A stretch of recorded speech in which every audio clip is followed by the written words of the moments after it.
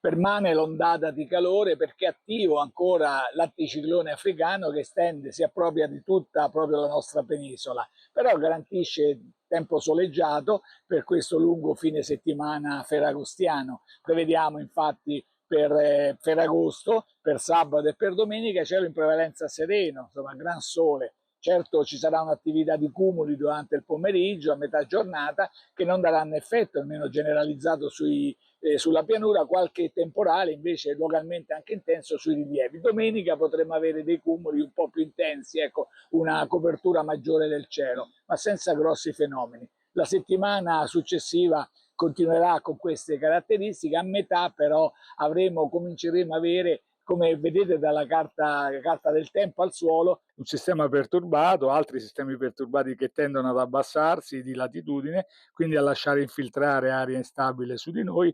Questo potrà dar vita, scontrandosi con l'aria calda che permane sulle nostre zone, a temporali. Intanto per questi prossimi 3 giorni i venti saranno deboli, direzione variabile, con locali rinforzi. Le temperature, ecco, meritano un discorso a parte perché saranno ancora molto alte per domani e dopodomani, 36-37 gradi. Poi tenderanno a calare da domenica, comunque anche la prossima settimana si manterranno al di sopra dei 30 gradi. L'Alto Adriatico è previsto tende al poco mosso. È tutto.